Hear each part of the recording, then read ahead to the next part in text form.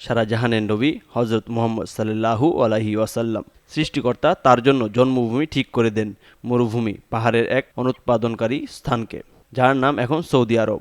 অন্ধকারচ্ছন্ন এক আরব সমাজে মহানবীকে পাঠান, যেখানে নারী শিশুকে জীবন্ত কবর দেওয়া হতো। আমাদের মহানবীর কষ্টের কাছে মানব সাগর, পাহাড়, মহাবিশ্বের দুঃখগাথা তুচ্ছ। এই যেমন ধরেন, পিতা আবদুল্লাহ মারা যান মহানবী সাল্লাল্লাহু আলাইহি ওয়াসাল্লামের জন্মের 6 মাসের আগে। জন্মের 6 বছর পর মারা যান মা আমিনা। আরও কত কত কষ্ট যে উম্মতের জন্য করে গেছেন, তা সীমা পরিসীমা নেই। মহানবী সাল্লাল্লাহু আলাইহি ওয়াসাল্লামের সন্তানের সংখ্যা 7 জন। এদের মধ্যে 3 জন পুত্র ছিলেন, 4 জন কন্যা ছিলেন। প্রথমে বলি পুত্র সন্তানগণের নাম। কাসেম ইবনে মুহাম্মদ। কাসেম ছিলেন নবীজির প্রথম পুত্র। তার নামেই নবীজিকে আব্দুল কাসেম নামে ডাকা হতো। তিনি ছোটবেলাতেই ইন্তেকাল করেন। আবদুল্লাহ ইবনে মুহাম্মদ, তাকে তাইয়িব এবং তাহির নামেও ডাকা হতো, তিনিও শৈশবেই মৃত্যুবরণ করেন। ইব্রাহিম ইবনে মুহাম্মদ। ইব্রাহিম ছিলেন নবীজির মিশরীয় স্ত্রী মারিয়ার পুত্র।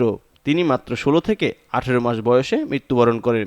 এখন বলছি মহানবীর কন্যা সন্তানগণের নাম। জাইনব বিনতে মুহাম্মদ। জাইনব ছিলেন নবীজির বড় কন্যা। তিনি আবুল আস ইবনে রাবির সঙ্গে বিবাহ বন্ধনে আবদ্ধ হন এবং তাদের সন্তানও হয়েছিল।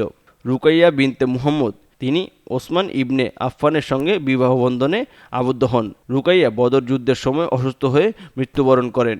উম্মে কুলসুম বিনতে মুহাম্মদ। রুকাইয়ার পর ওসমান ইবনে আফফানের সঙ্গে তার বিয়ে হয়। ফাতিমা বিনতে মুহাম্মদ। তিনি ছিলেন নবীজির প্রিয় কন্যা। ফাতিমা আলী ইবনে তালিবের স্ত্রী এবং তাদের সন্তানদের মধ্যে হাসাইন ও হুসাইন ইসলামের ইতিহাসে বিখ্যাত। নবীজির পুত্রদের শৈশবে মৃত্যু হওয়ার কারণে তার বংশধারা কন্যা ফাতিমার মাধ্যমে চলমান রয়েছে। মহানবীর জীবনে সীমাহীন কষ্ট দেখে কবি বলেছেন, জনম দুঃখিনী আমার নবী মুস্তফা।